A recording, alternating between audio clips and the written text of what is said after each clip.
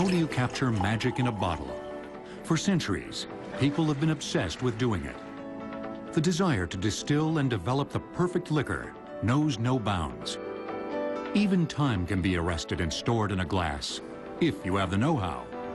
Well, the cellar in the basement of our chateau is the Paradise Cellar, and this is a very important one for us, where we have actually created a reserve of the very, very old cognacs. These are cognacs that can go back over 200 years. The oldest date back to the end of the 18th century, to the French Revolution. Since ancient times, the process of distilling the spirits of natural ingredients, like fruits and grains, into alcohol has been both a science and a mystery. Distilled spirits are called spirits because they represent the essence of what they're made from, and so the whole idea of spirits was a little bit mystical. The process itself is quite simple. In distillation, liquids are separated from each other when they're converted into vapor at different temperatures. In the case of fermented liquids, the distiller must keep his fermented liquids below water's boiling point of 212 degrees Fahrenheit in order for alcohol to boil off at 173 degrees Fahrenheit. The alcohol vapor rises up into a condenser, where it cools and returns to a liquid state. This distilled alcohol is the basis for all liquor. From there, it will be bottled, aged, or mixed with other ingredients to create a specific alcoholic beverage. One perennially popular spirit is brandy. The word itself is derived from the Dutch word brandewijn, which means burnt wine. Brandy is the distilled essence of an alcoholic fermented product made from, in most cases, fruit, but also it can be made from other things as well. The origins of brandy can be traced back to the Muslim Mediterranean states of the 7th and 8th centuries. There, Arabian chemists experimented with distilling grapes and other fruits in order to make medicinal spirits. However, the refined brandy that we know today was developed in the 16th century by Dutch and French wine merchants. It was started because the wine that was being made in the area which is now Cognac, because Cognac was on the seacoast, it was being shipped to Holland, where the Dutch drank the wine. But they were finding that it was, because of the long sea trip, that the wine would not be so wonderful when it arrived in Holland, and also was very expensive to ship large quantities of it. So the wine producers got the brilliant idea of, well, why don't we just concentrate this wine? Why don't we distill it? And then when it gets to the other side, when it gets to Holland, they'll just add water and they'll have the wine. Obviously, you can't reconstitute wine by that's been distilled into wine again. But when the distilled product got to Holland, everybody said, hey, we really like this a lot better than the wine you were sending us, so keep sending this distilled stuff. Today, brandy made of grapes remains the predominant favorite. At the Christian Brothers Distillery in Central California, the grapes are first fermented into wine, which is then distilled into brandy. This is the first step in the brandy process. This is where we're bringing the wine into the distillery through our charge tanks. Our charge tanks are set up to splash rack the wine in and to aerate the wine at the same time. What we're trying to do is remove any of the gases and trapped gases from fermentation.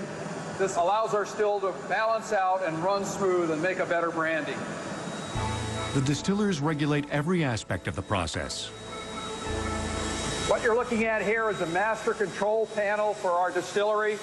On this panel, the operators control all of the fluid movement, all of the temperatures, and all of the feed rates the product draws on the still in the brandy production process.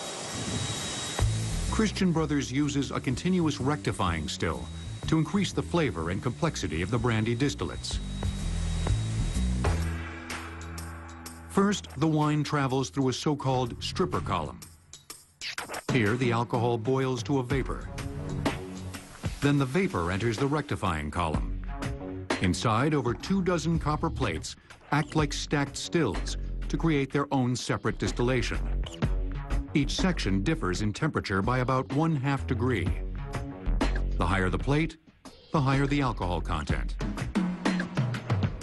About 3/4 of the way up, the vapor is extracted at just less than 170 proof, or 85% alcohol, which is a legal requirement for producing brandy. The remaining vapor will continue to rise until it condenses, following downpipes toward the bottom to begin the process again.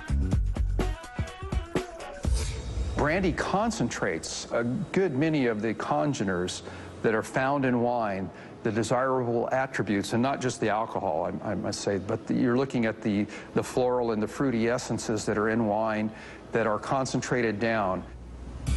The result is a sturdy, quality brandy at an affordable price. But brandy also has a very desirable and very expensive elite relative called cognac. It comes from the Cognac region of France. One of the premier distillers of the drink is the Courvoisier Company, established in 1843. The region itself makes a very specific type of brandy. Not all brandies are cognac, but of course cognac is always a brandy. And the reason for that is because we have a very specific type of soil, we have a very specific type of climate that create from the grapes exactly the right distillation to go into a very specific and special brandy. Every aspect of the liquor and its distillation is controlled by a strict set of regulations, including the types of grapes that can be used.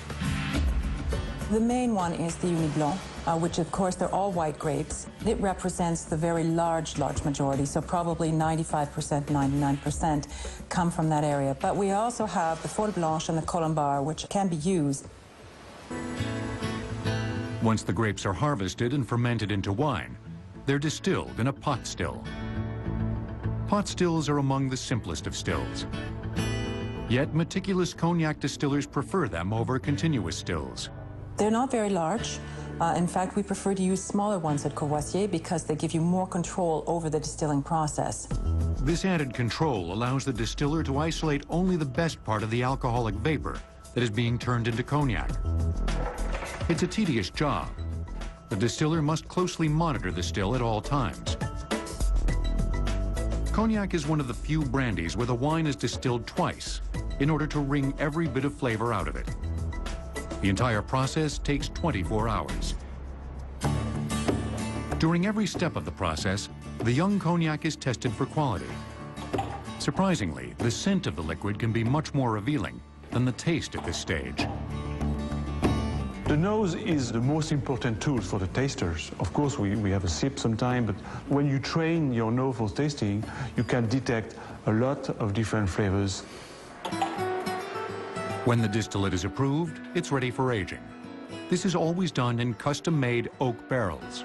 It's very expensive because this is 200-year-old oak that we're working with. It's amazing. When they start putting together a barrel, there is a whole series of staves that they just seem to pick one up after the other, and they seem to know how to select exactly the right number of staves to make a perfect circle.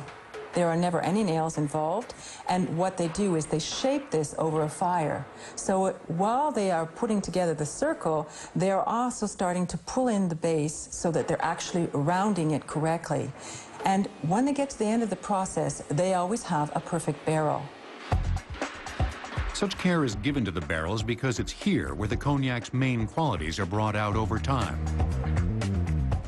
Because wood is porous, it allows air to combine with the spirit, permitting a slow oxidation that creates flavor.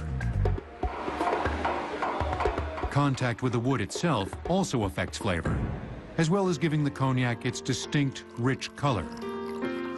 Cognac can be aged anywhere from 3 years up to 60, 70, 80 years. Now, normally, when it gets up to over 50 years, anywhere from 50 to 70, 75, then we hit the peak when it really is at its best. And we're very careful at that time to take it out of the barrel and put it into glass where it's not going to change anymore. Cognac aged in oak for 50 years or more can cost over $5,000 a bottle.